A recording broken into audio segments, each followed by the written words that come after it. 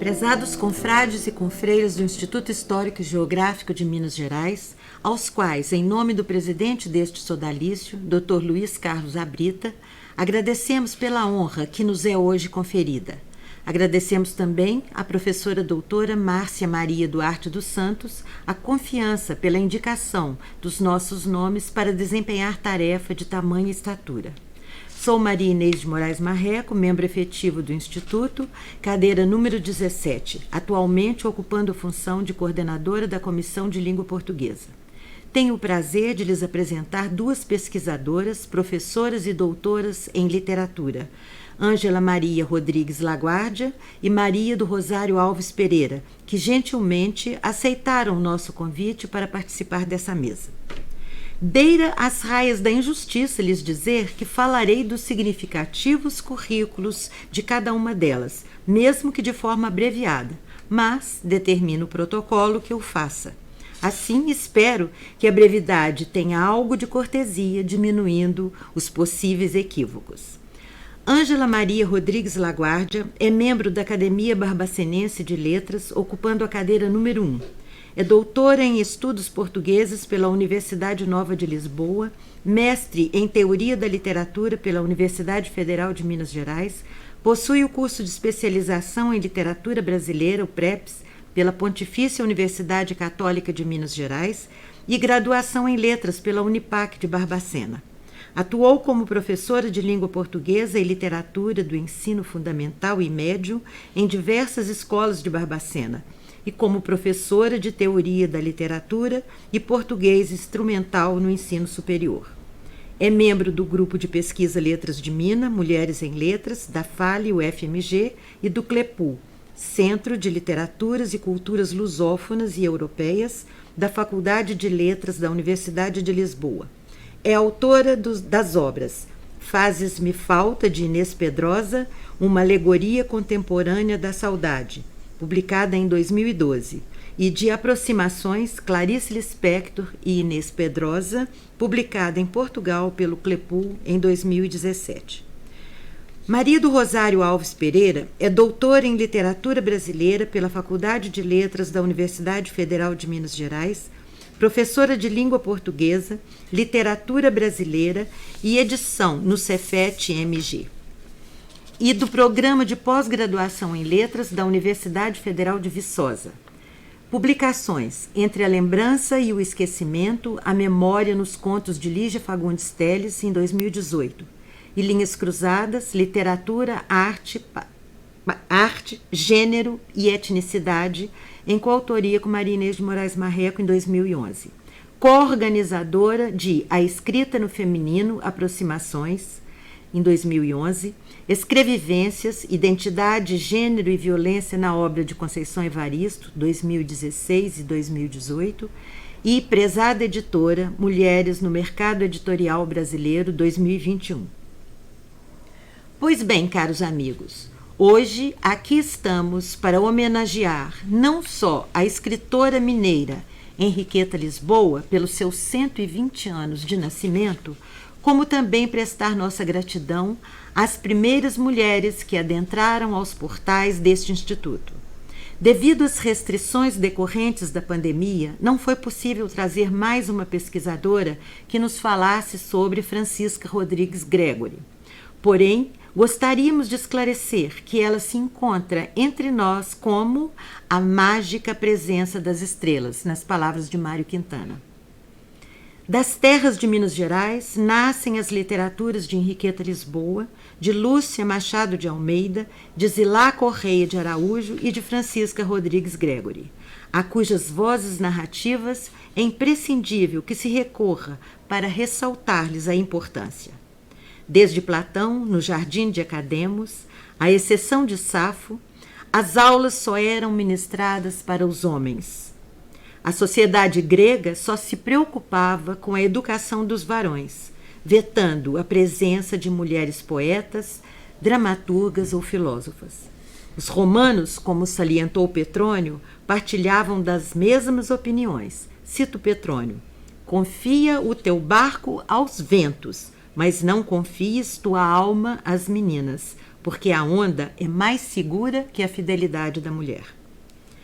Porém, vale salientar que uma das precursoras das academias foi a Rainha Cristina da Suécia, que reinou de 1632 a 1654 e viveu de 1626 a 1689. Culta e protetora das letras e das artes, atraiu para sua corte inúmeros eruditos, dentre os quais Descartes. Ainda assim, o modelo para todas as academias é atribuído a um homem, o cardeal Richelieu, que em 1634 formou a Academia Francesa. Mas, meus caros amigos, no dia 15 de outubro de 1958, o presidente do Instituto Histórico e Geográfico de Minas Gerais, Copérnico Pinto Coelho, fez o seguinte pronunciamento, cito o presidente: "Trata-se", disse, "da admissão do elemento feminino nos quadros sociais desse egrégio sodalício, desde que preencham as formalidades estatutárias. Escritoras, patrícias, poderão agora ingressar no sodalício mineiro." Assim, fecho aspas, assim, na noite de 24 de fevereiro de 1959, em significativa sessão, a diretoria do Instituto Histórico e Geográfico de Minas Gerais se reuniu para dar posse às 4 primeiras representantes do sexo feminino que passaram a compor seu quadro de associados efetivos. As escritoras, como foi dito, Henriqueta Lisboa, Lúcia Machado de Almeida, Zilá Correia de Araújo e Francisca Rodrigues Gregory, que prestaram o compromisso de posse e receberam seus diplomas. Pelas empossandas, discursou a poeta Henriqueta Lisboa, cuja oração constituiu bela peça, demoradamente aplaudida pelos presentes. O desembargador Martins de Oliveira, secretário do Instituto, designado para saudar as 4 associadas, disse, abro aspas, "É para mim não apenas fortuna rara, mas privilégio fora do comum a honra de, em nome do Instituto Histórico e Geográfico de Minas Gerais, dar as boas-vindas a escritoras ilustres, expressões altas da cultura do nosso tempo, escolhidas em boa hora para os quadros sociais do sodalício." Acrescentou que o ingresso da mulher no Instituto significava, abro aspas, "conquistas e reivindicações cada vez mais crescentes dos direitos da mulher em todas as esferas das atividades humanas, não propriamente em competição com o homem, mas dentro da própria integração de sua personalidade ao lado dele." Passo então a palavra à professora doutora Ângela Maria Rodrigues Laguardia, que nos falará sobre Lúcia Machado de Almeida. Eu gostaria de agradecer ao Instituto Histórico e Geográfico pela oportunidade de discorrer sobre a escritora Lúcia Machado de Almeida. Lúcia Machado de Almeida nasceu em 4 de maio de 1910, em Nova Granja, município de Santa Luzia, hoje São José da Lapa. A infância vivida no interior marcaria e influenciaria sua literatura infanto-juvenil, voltada para a natureza, principalmente a fauna e a cultura local. Ainda na mesma época, ela muda para Belo Horizonte e estuda no Colégio Santa Maria de Religiosas Dominicanas, onde o aprendizado das línguas e, principalmente, a proximidade com a cultura francesa seria mais tarde responsável para a concretização da vinda da Aliança Francesa para a capital mineira. Integrante de uma família de intelectuais como Aníbal Machado, Maria Clara Machado, Ângelo Machado, Murilo Mendes, Lúcia era também irmã de Cristiano Machado, que nomeia uma das avenidas principais de Belo Horizonte. Ela se casou com o museólogo Antônio Joaquim de Andrade Almeida, irmão do poeta Guilherme de Almeida, e teve 3 filhos, Patrícia, Fernando e Mônica. Aos 14 anos, ela estreou-se na literatura com o poema Desencanto, publicado no jornal Estado de Minas. Mais tarde, como jornalista, profissão que exerceu por mais de 60 anos, ela assinaria no mesmo jornal a coluna Gente, Livro e Bichos durante alguns anos. E também contribuiria com a coluna Múltiplas do Suplemento Literário de Minas Gerais, onde foi editora. Segundo Patrícia Correia, a coluna, cito, funcionava como uma espécie de mural de recados em que a autora, sempre atualizada, relatava fatos e novidades do mundo literário, além de expressar sua opinião gabaritada a respeito de livros e escritores. Fecha citação. Um espaço literário que permitiu a sua amizade com nomes consagrados da nossa literatura, como Drummond, Cecília Meirelles e outros autores. Em 1943, ela publica seu primeiro livro, No Fundo do Mar, e em 1951, Lendas da Terra do Ouro e o Caso da Borboleta Atíria. Este último foi editado na época pela editora Melhoramentos e, posteriormente, faria parte da série Vagalume da editora Ética. A obra inaugural da coleção foi outro título da autora, O Escaravelho do Diabo, lançado em 1972. Sua versão original foi publicada em capítulos pela revista O Cruzeiro em 1956. Considerado como seu livro mais conhecido, em 2016 ele ganhou sua versão cinematográfica. O Estado de Minas, de 13/3/2016, trouxe um artigo sobre o lançamento e parte de uma entrevista de seu sobrinho, Ângelo Machado, médico, escritor, dramaturgo e notável entomólogo, especialista em insetos, em que ele conta como ocorreu seu envolvimento com a obra da tia, quando ele ainda era um estudante de medicina na década de 50 e recebe um telefonema noturno de Lúcia. Cito: Ângelo, arrume para mim um besouro cujo nome seja a maneira de assassinar uma pessoa. Apaixonado por insetos, foi ajudá-la e depois comenta: só achei o bicho, a história já estava pronta na cabeça dela. Ele se recorda da genialidade da tia, que bolou uma história de crime e suspense que 63 anos mais tarde continua sendo uma das principais narrativas infanto-juvenis do Brasil. Fecha citação. Lúcia Machado de Almeida tornou-se uma escritora da literatura infanto-juvenil muito consagrada. Seu livro, Viagens Maravilhosas de Marco Polo, teve 19 edições, e para Ana Elisa Ribeiro, em seu artigo 5 milhões de corações, Lúcia Machado de Almeida e a edição no século XX, cito: a despeito das dificuldades da formação leitora no país, Lúcia Machado de Almeida mantém-se na memória popular.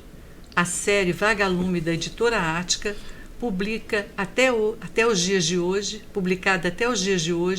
circulou intensamente nos anos de 1970 e 1980 principalmente, e ajudou a formar gerações de leitores, especialmente no gosto por textos de mistérios e investigação.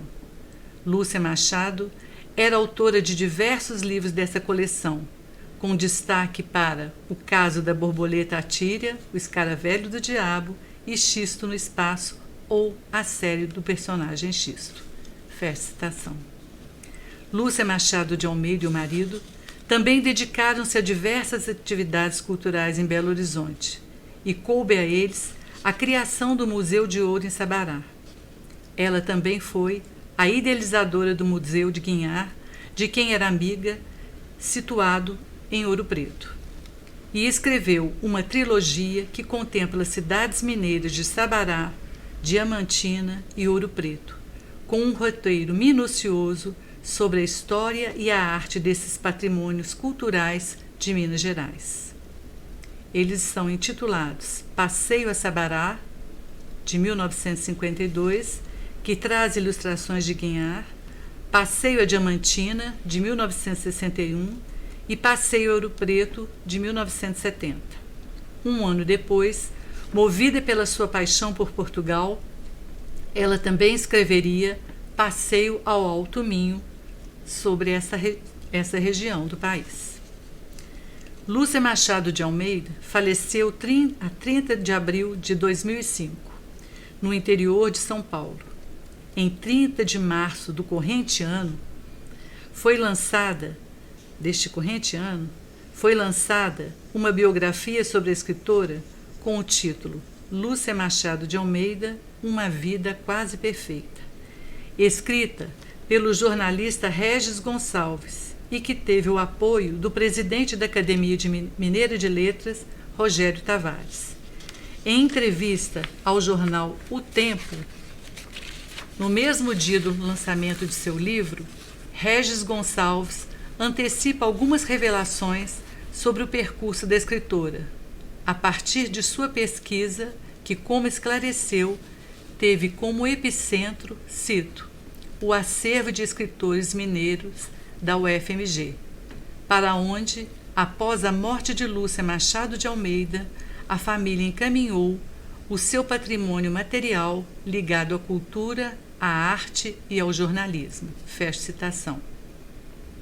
Aqui transcrevemos parte de sua entrevista quando ele ressalta o espírito generoso da escritora. Cito: apesar de frequentar os altos salões da sociedade, abria as portas de seu apartamento ou nos outros endereços, como a casa da rua Tomé de Souza, sem discriminação. Por lá, viam-se jovens escritores, o pessoal do suplemento literário, do coral Madrigal Renascentista, do qual ela foi presidente.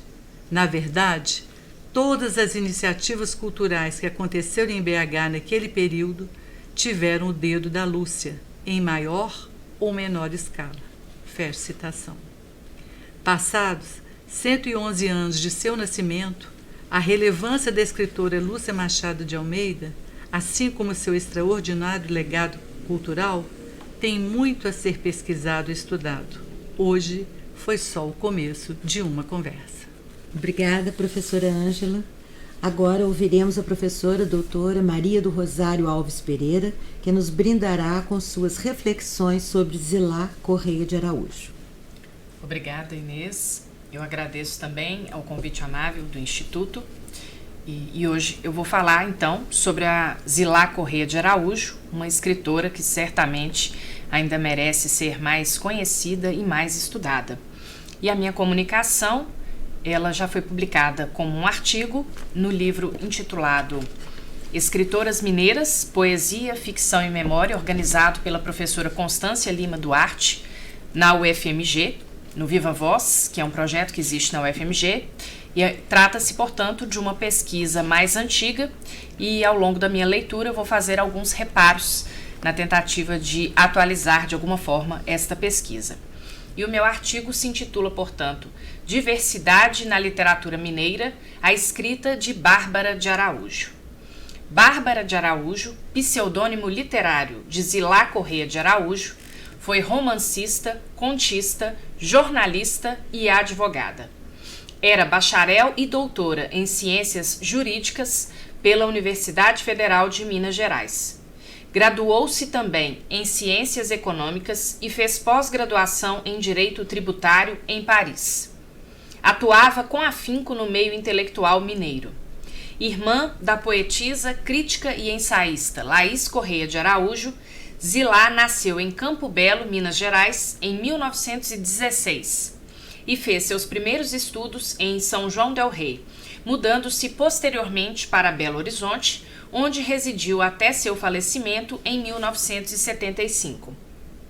Além de Laís, mais uma das irmãs de uma família de 7 filhos também acaba por ingressar na carreira de escritora, Maria Lísia. E aqui eu faço o meu primeiro parênteses para contextualizar um pouco melhor a família da escritora Zilá Correia de Araújo, porque se tratava de uma família extremamente letrada, em que a mãe era professora, o pai era advogado e ambos perecem muito cedo. Então tratava-se de uma família de 8 irmãos, vale destacar isso, A mãe falece em 1928 e o pai em 1935, que é quando então os irmãos são direcionados para outras famílias de conhecidos, de outros parentes, que inclusive moravam em outras cidades, e somente posteriormente a escritora Zilá Corrêa de Araújo é quem toma as rédeas para reunir novamente os irmãos, já aí em Belo Horizonte, nos anos de 1940. Zilá iniciou sua carreira literária com publicações nos periódicos cariocas A Cigarra e O Cruzeiro. E aí eu falava sobre a década de 1940, nós temos que entender que se trata de uma década extremamente importante em Belo Horizonte, para o cenário cultural de Belo Horizonte. É uma época, uma década em que há uma modernização muito interessante da cidade. Então há o surgimento, por exemplo, de várias escolas, como por exemplo o famoso Instituto de Educação aqui em Belo Horizonte. Vários cursos na Universidade Federal de Minas Gerais também vêm à tona exatamente nessa década. Então tudo isso de alguma forma favorece para que essa família de 8 irmãos seja uma família muito ligada à intelectualidade, como nós veremos. Porque todos eles fizeram inclusive cursos superiores, à exceção de Maria Lísia, porque ela opta por seguir uma carreira como atriz. E aí essa sua trajetória como atriz é de certa forma um pouco itinerante em algumas cidades, como Recife, Belo Horizonte, São Paulo e Rio de Janeiro. E ela chega a atuar em algumas companhias de teatro importantes à época, como a Companhia Oficina, a Companhia Arena, e também trabalha com alguns diretores importantes àquela época, como por exemplo Augusto Boal. Então, à exceção da Maria Lísia, e aí vale destacar que hoje há uma equipe de pesquisadores sobre a obra da irmã da Zilá, dessa escritora que também é irmã da Zilá, na Universidade Federal de São João del Rei, porque lá estão o acervo da escritora, principalmente as questões ligadas à sua participação artística. Então, à exceção dela, todos os demais irmãos seguiram de alguma forma carreiras, se não necessariamente no campo das letras, carreiras ligadas de alguma forma a uma formação superior. E também vale a pena destacar um comentário da professora Constância Lima Duarte, quando ela diz o seguinte, que após a década de 1930, escassearam jornais dirigidos por mulheres. Como nós sabemos, no século XIX, até as primeiras décadas do século XX, há um grande número de periódicos dirigidos por mulheres. Era o espaço do jornal era o espaço privilegiado, onde muitas escritoras redigiram seus textos pela primeira vez, fossem eles poemas, contos, crônicas, artigos ou textos ligados às chamadas variedades. E aí a professora Constância Lima Duarte segue dizendo que ao mesmo tempo, apesar de ter acontecido isso por volta dos anos 30, redações de grandes jornais começam a aceitar as publicações femininas e praticamente todas as escritoras, ela afirma, começam dessa forma. Então eu abri esse parêntese porque a Zilá Corrêa de Araújo, ela tem os seus primeiros escritos publicados justamente, como eu disse, nos jornais A Cigarra e O Cruzeiro. Neste último, no jornal Cruzeiro, publicou em folhetim o romance Uma Flor sobre um Muro, editado posteriormente em livro, constituindo o volume 9 da coleção Aurora, das edições O Cruzeiro, em abril de 1955. O livro foi vencedor do prêmio Otton Lynch Bezerra de Melo da Academia Brasileira de Letras, no mesmo ano. Reeditado em 1963, recebeu o prêmio Cidade de Belo Horizonte. Desde cedo inclinada à carreira das letras, publica em seguida os romances Loja de Ilusões, prêmio da ABL em 55, de ambientação urbana que aborda diversos problemas sociais de modo sutil. Publica A Flor do Tempo, prêmio Cidade de Belo Horizonte em 63, e também E Oferecerás a Tua Outra Face, prêmio da Academia Paulista de Letras em 69, ainda que esse romance tenha sido publicado efetivamente somente no ano de 72. O Bezerro de Ouro, de 1970, livro de contos, ganhador do prêmio João Alfonso da Secretaria de Educação de Minas Gerais, segundo informações contidas na orelha técnica de A Flor do Tempo, edição de 72, apresenta histórias sintéticas, comunicativas, escritas em linguagem bastante definida e clara, linguagem de quem sabe o que deseja criar. Segundo Nelly Novaes Coelho, sua obra teve uma repercussão positiva não apenas por parte da crítica, mas também do público. Cito: dona de um estilo seguro, denso e de longo fôlego, Bárbara de Araújo deixou em sua ficção uma significativa visão crítica dos valores de base, absolutos e inquestionáveis, que alicerçam a sociedade tradicional brasileira e determinam a natureza das relações de poder, afeições ou ódios entre homem e mulher, senhor e servo, ricos e pobres, etc. Fim de citação. A ensaísta ressalta o romance E Oferecerás a Tua Outra Face, que trata de relações familiares à época da escravidão, permeadas pelo, aspas, matriarcado de compensação numa sociedade patriarcal, nas palavras de João Camilo de Oliveira na orelha do livro. Mas em seu romance de estreia, Uma Flor sobre o Muro, já há personagens que extrapolam o pensamento do senso comum e, por meio de suas ações, provocam reflexões sobre a ordem instituída e a infalibilidade de certos valores. O enredo deste último gira em torno da história de Marina, uma professora de São João del Rei que vê sua vida simples transformada ao entrar em contato com vivências e personalidades tão diferentes como Helena e Alemão. A imagem do muro é repleta de significação no romance. Já em suas primeiras páginas, o pensamento da protagonista se desvela e é dado ao leitor conhecê-lo. Quando o trem para em determinada estação, na viagem de mudança que faziam a São João del Rei, Marina se depara com um muro e reflete, cita o romance.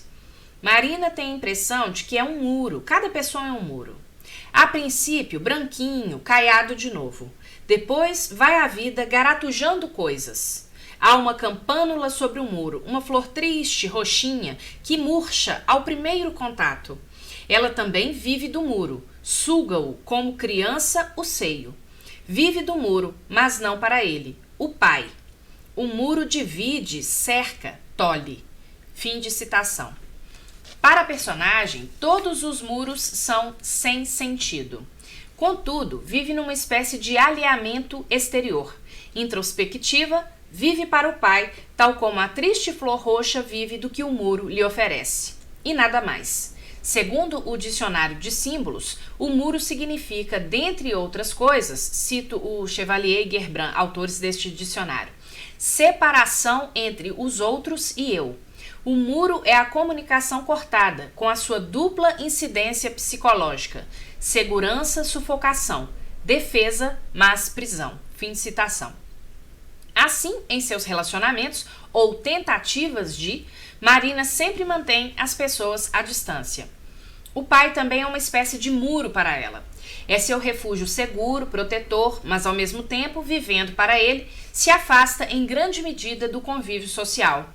A mãe, já morta, que não a compreendia e não lhe oferecia maiores demonstrações de carinho, é o fantasma a assombrá-la. Ao mesmo tempo, a mãe, muito amada pelo pai, é uma lembrança nunca esquecida e, porque nunca esquecida, coloca-se entre pai e filha, impedindo, de certo modo, que o amor filial seja completamente suprido. Havia não uma relação de cumplicidade, e sim uma relação de ciúme entre ambas, numa disputa silenciosa pelo pai. E aqui eu abro novamente um rápido parênteses para que a gente possa contextualizar melhor essa obra da Zilá, porque nas décadas, sobretudo entre as décadas de 60 e de 70, essa questão da estrutura familiar, do patriarcado, da figura paterna, todas essas questões são de alguma forma caras às escritoras daquele tempo. Basta nos lembrarmos, por exemplo, de que o famoso livro de Clarice Lispector, Os Laços de Família, é publicado justamente em 1960, o que mostra que a escritora Zilá Corrêa de Araújo, de alguma forma, também dialogava com as escritoras do seu tempo e, de alguma forma, também com a literatura produzida pelas escritoras àquele momento. A flor parece ser uma imagem-chave na ficção da autora. Encontramo-la no título de 2 de seus romances. Não esqueçamos a metáfora da flor murcha sobre o muro. É uma flor roxinha, cor que remete à morte, à falta de oxigenação, de vida, portanto. Para Chevalier e Gerbrand, cito, Muitas vezes a flor apresenta-se como figura arquétipo da alma, como centro espiritual, e quando isso se dá, seu significado é explicado por sua cor. Fim de citação. Vale a pena nos lembrarmos aqui também de que a escritora Lígia Fagundes Telles também tem um conto intitulado O Muro, e que, diferentemente deste conto escrito pela Zilá Corrêa de Araújo, o muro vai assumir uma outra significação, no sentido da divisão ou de uma dicotomia entre vida e morte. Uma personagem que se destaca na narrativa de Zilá é Helena, amiga que Marina vai angariar na nova cidade. A personagem chama a atenção devido ao seu caráter peculiar. À frente de seu tempo, é considerada avançada para o código de valores da época. É interessante a amizade travada entre Helena e Marina, perfis femininos que se opõem. Helena praticamente ocupa o lugar da mãe de Marina ao tratá-la com um zelo quase superprotetor. Se de um lado Marina encarna a sensibilidade, a passividade, de outro, Helena, e a escolha vocabular não parece ser aleatória, a beleza e perspicácia da personagem por momentos remetem a Helena de Troia, é uma personagem objetiva, e sua personalidade forte a impulsiona a buscar seu destino. Apesar de apresentar aspectos inovadores para a época, a obra guarda certos ares de romantismo. É o amor por alemão que libertará a protagonista de todos os seus medos e fantasmas. No romance A Flor do Tempo, tem-se um panorama diversificado de tipos e situações humanas que se cruzam, no entrelaçamento de várias histórias. Obra de caráter nitidamente social, há momentos em que remonta a Vidas Secas, de Graciliano Ramos, pela familiaridade de Fafá, protagonista, com um menino mais velho, em suas divagações, e em outros lembra O Cortiço, de Aloysio Azevedo, com seus bêbados e a miséria humana por todos os lados. Há até uma baiana no texto de Bárbara de Araújo, mas que, diferentemente da Rita Baiana, que conduzia os homens à perdição, naquela visão estereotipada e naturalista que a obra O Cortiço apresenta, é claro, esta Rita Baiana era motivo apenas de alegria entre os homens. Essa baiana, na verdade. Dividido em 3 partes, o primeiro capítulo, Um Homem Discursa na Praça, apresenta uma situação que irá deflagrar uma série de acontecimentos, que, na segunda e terceira partes, emaranham-se. Como o título sugere, um desconhecido faz um discurso em praça pública contra as autoridades políticas e contra Deus, no que é interrompido por um grito na multidão: "Deixa Deus com seu mundo, vagabundo!" O grito de João Abílio provoca uma discussão entre um casal de namorados, favorecendo o envolvimento da moça, Minerva, com o doutor Pedreira, que, distraído com o discurso do moço e a observar a moça, quase atropela um menino, Fafá, a quem salvará adiante no enredo quando este sofre um acidente de bicicleta. A primeira parte do enredo traça o perfil destas e de outras personagens que o compõem. A segunda parte, intitulada Ainda o Mundo do Menino, mostra os sonhos e as mazelas na vida de um menino curioso, Fafá. Morador do morro, que com suas casas e tipos humanos variados destaca-se dentre os cenários do romance, que a todos conhece e de que tudo faz para sobreviver, seu sonho maior talvez seja o frango assado que vê rodando num espeto em frente a um bar. Certo dia, desafia a lei e, numa tentativa de furto, acaba por ir parar na delegacia. É quando se desenrola uma das cenas mais pungentes do romance. O menino, mudo, cabisbaixo diante do delegado, vê este mesmo delegado destroçar o frango, numa cena em que fica subentendida a ideia de que o mais forte, o detentor da lei, sempre subjuga o mais fraco. Cita o romance. Apanhou uma folha de processo, abriu-a sobre a mesa. Foi até a pia e lavou as mãos com cuidado e atacou o frango. O seu delegado. Arrancou as fatias brancas do peito, os Santo Antônios, chupou uma asinha, empunhou as coxas, separou com cuidado as carninhas das costelas, foi deixando a pelinha de lado. Mais uma coxa, mais um encontro, as perninhas, mais outra asa, o sobre, o pescoço. A destruição era total.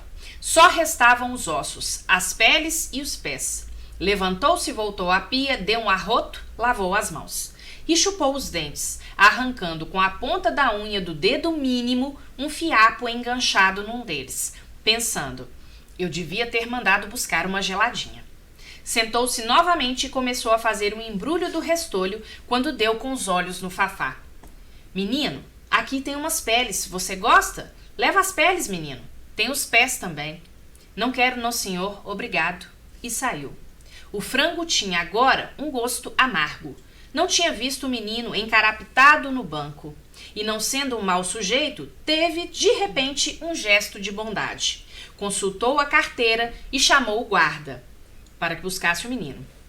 O delegado devolveu a carteira ao bolso, desapontado, mas ao mesmo tempo aliviado de não ter que gastar os 200 ou mais para o frango do Fafá, o sonho do Fafá. Fim de citação.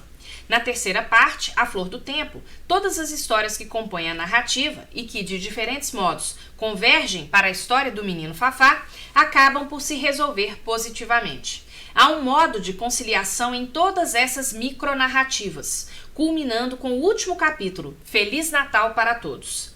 A própria menção ao Natal, época de renascimento espiritual, já é um elemento temporal que corrobora essa ideia de que, apesar das dificuldades, como por exemplo o desentendimento de Minerva com o namorado, o acidente de Fafá, a má perspectiva profissional de João Abílio, para tudo existe uma solução.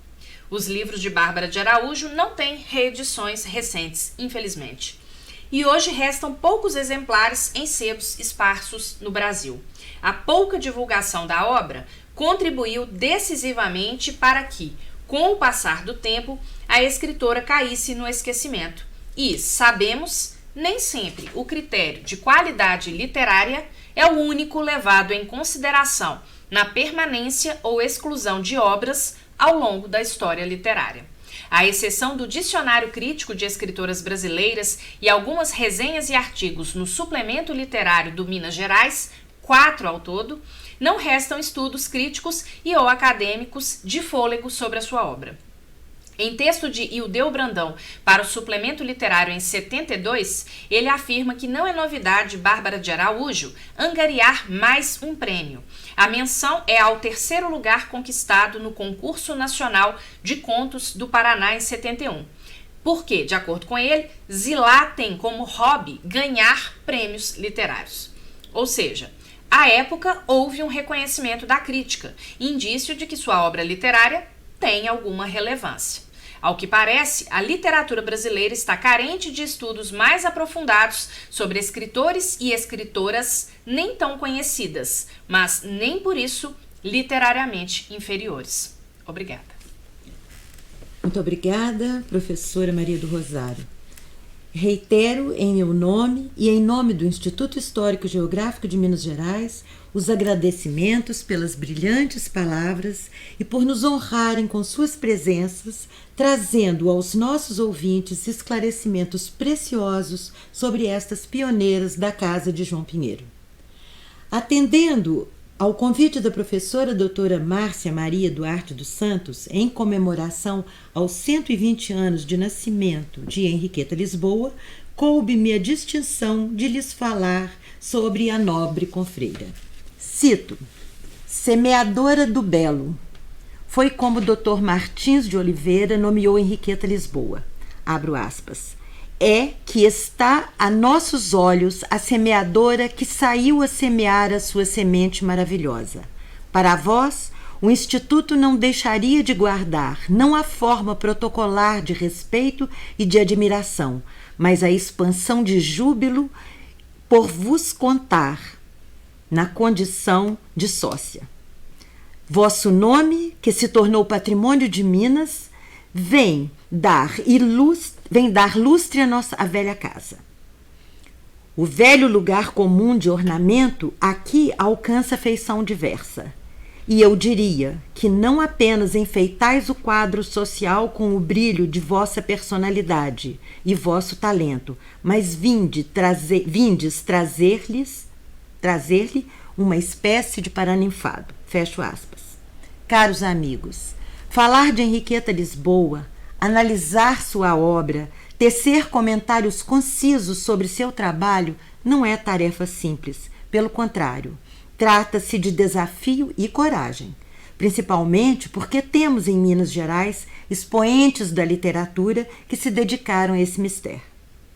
Cito apenas como exemplo os insuperáveis nomes das professoras Ângela Vaz Leão, Maria Eneida Vitor Faria, dos professores Reinaldo Marques e Fábio Lucas e muitos outros que se incumbiram com perfeição desse trabalho. Henriqueta Lisboa, uma das grandes vozes da poesia brasileira, escritora e ensaísta, também foi refinada leitora e tradutora desse gênero. A primeira mulher a pertencer à Academia Mineira de Letras em 4 de julho de 1963 e, como já foi dito, figurou entre as 4 primeiras a tomarem posse no Instituto Histórico e Geográfico de Minas Gerais.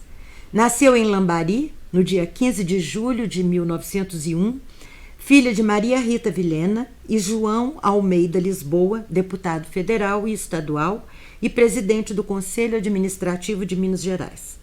Fez o curso primário no Grupo Escolar Dr. João Braulio Júnior, em sua cidade natal, concluiu os estudos como professora no Colégio Sion de Campanha e no Rio de Janeiro graduou-se em Letras.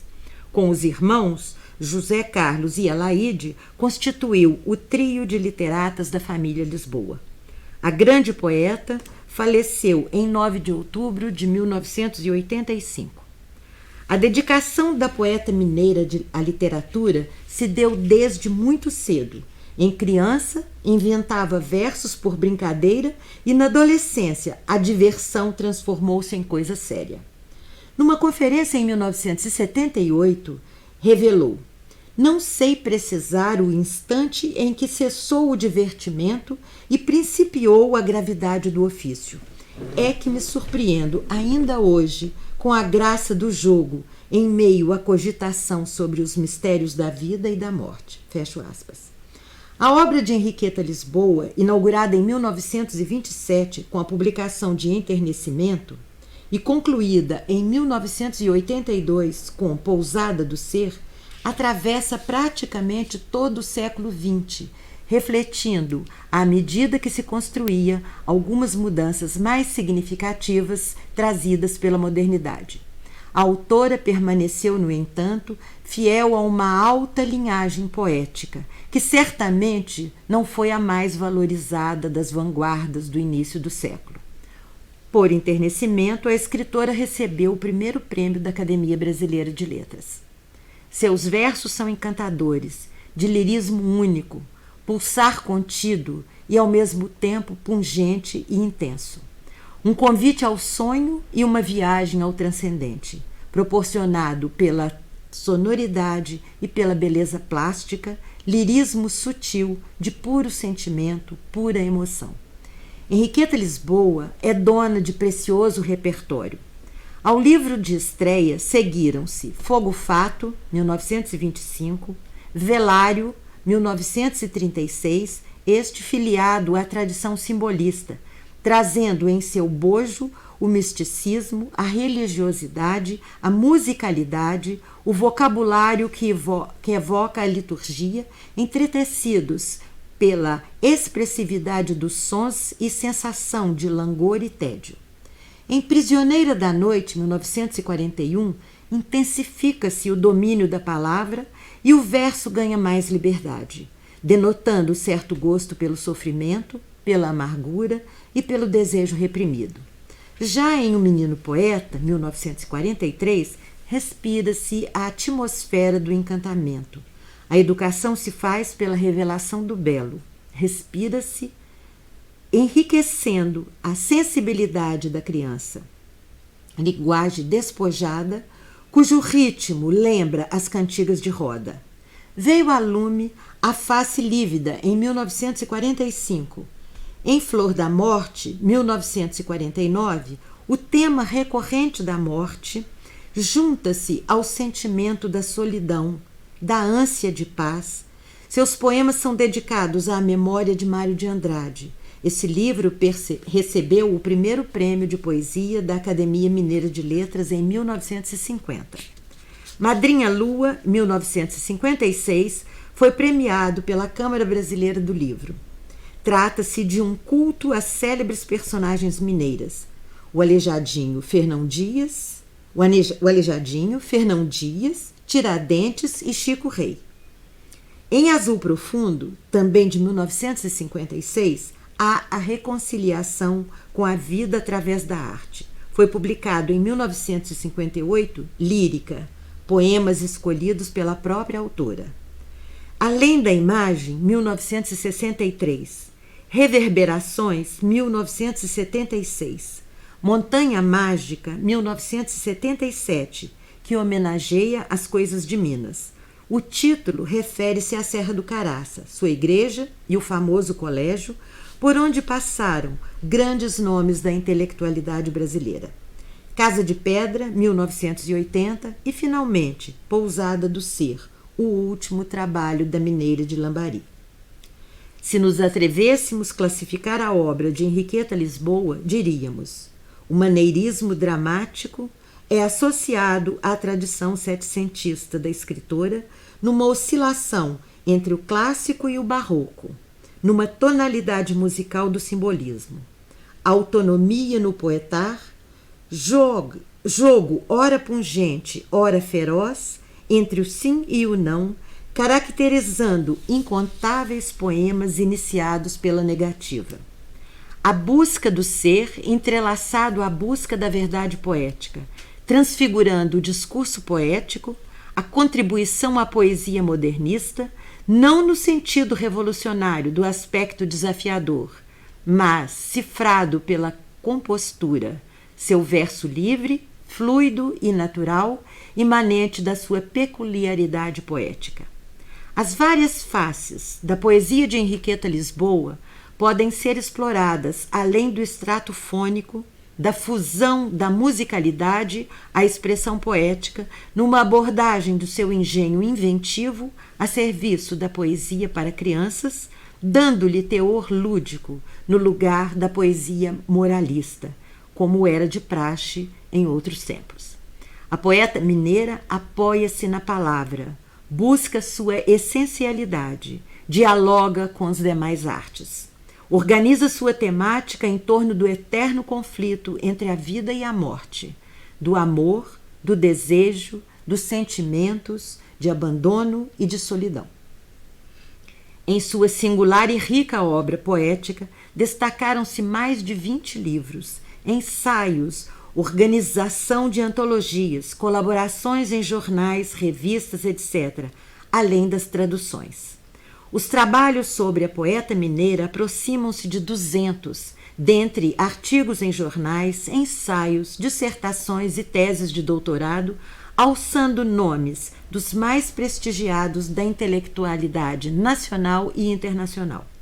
Em Belo Horizonte, a escritora mineira foi inspetora federal do Instituto do Ensino Secundário, lecionou literatura hispano-americana e literatura brasileira na Pontifícia Universidade Católica de Minas Gerais, antiga Faculdade de Filosofia, Ciências e Letras Santa Maria. Lecionou também História da Literatura, Literatura Universal na Escola de Biblioteconomia da Universidade Federal de Minas Gerais.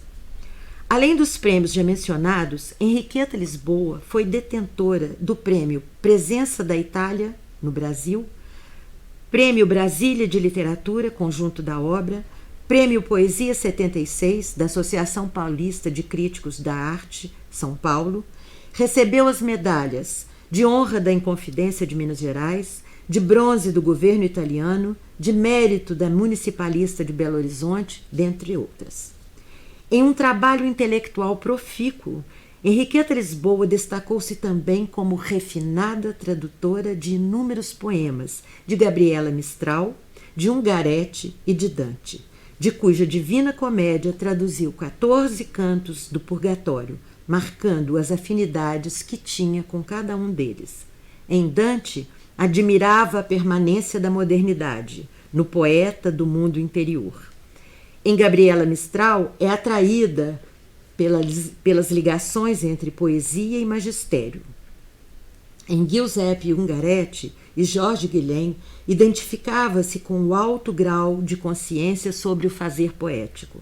E não foram somente estes Mas, num rápido levantamento, encontramos também César Pavese, Giacomo Leopardi, Friedrich Schiller, Henry Longfellow, Lope da Vega, etc., promovendo um diálogo pioneiro intercultural entre diferentes tradições literárias, sem perder o intenso convívio com os brasileiros, Mário de Andrade, Cecília Meirelles, Carlos Drummond de Andrade, dentre outros, inserindo-se na tradução moderna dos poetas críticos. Porém, caros amigos, entrelaçados às habilidades e preferências estava a vivência de uma leitora sagaz e atenta, que mergulhava com amor nas técnicas de cada um dos escritores eleitos. Estava uma tradutora alicerçada na intuição poética e no apurado conhecimento das questões estilísticas e técnicas, de procedimentos linguísticos e retóricos, dos aspectos semânticos e sintáticos, enfim, do domínio da linguagem no âmbito da poética. Em seu ofício de tradutora, Henriqueta Lisboa realizou a tarefa libertária do tradutor, isto é, a busca da fidelidade na liberdade, contribuindo para a transformação da língua e ampliando seus horizontes. Incumbida pelas colegas para representá-las na posse do Instituto Histórico e Geográfico de Minas Gerais, Henriqueta Lisboa se pronunciou para os agradecimentos das honrarias recebidas, começando com marcante sentença. Cito Henriqueta: a oportunidade de pertencer a tão augusta companhia, cercada de tão ilustres membros, é para mim um motivo de redobrada satisfação. Esta iniciativa do Instituto Histórico e Geográfico de Minas Gerais é um motivo de justo orgulho para a mulher mineira. Chegou a vez da integração da mulher nos quadros do Instituto. Novidade equivalente para meios sociais menos avisados a algum abalo sísmico. Esta expressão abalo sísmico saiu nos jornais da época, como se fosse uma coisa fora do comum as mulheres entrarem no Instituto Histórico e Geográfico. Eu mesma perguntaria, continuo citando Henriqueta Lisboa, eu mesma perguntaria com certa perplexidade, tal é a força do convívio da sombra a que está fadado o espírito feminino. Pode a mulher, tanto mais frágil quanto mais sensível, partilhar com o homem de grandes embates culturais, qual seja o da formação da consciência histórica de uma Grey? Fecho aspas. Pertencente ao campo do feminino, Henriqueta Lisboa não é mero eco do masculino. Embora participe do espaço periférico, se faz respeitar pelas dimensões do universal. Tecendo comentários dos mais pertinentes sobre as diferenças entre o homem e a mulher, a oradora, em nome das demais agraciadas, com a distinção do novo título, ressalta o desejo de que, abro aspas, o Instituto Histórico e Geográfico de Minas Gerais, sem desdouro de nossa parte, continue a ser verdadeiro padrão da cultura em Minas Gerais. Terra que ainda uma vez se impõe, neste instante, como pioneira nas conquistas do espírito. Que sejam válidas, pois, as lutas contra as discriminações irracionais, por um mundo no qual o igualitarismo e as conquistas sociais, intelectuais e científicas das mulheres tenham espaços. Por todas as mulheres que apoiam o que é bom e afastam a obediência cega a qualquer supercultura que premeie somente a forma nivelada e deprecie o pensamento. Por todas as mulheres que estão inflamadas com o desejo de ensinar e aprender. Por todas as mulheres que mantêm as mãos não só no berço, mas também na roda do leme do mundo ao seu alcance. Que nos demos conta de que suas vidas são preciosas e de que, apesar de quaisquer imperfeições, elas são os baluartes, as pedras de toque, as notas fundamentais, os paradigmas necessários. Em agosto de 1989, a família de Henriqueta Lisboa doou à Faculdade de Letras da UFMG os fundos documentais da escritora. Muito obrigada.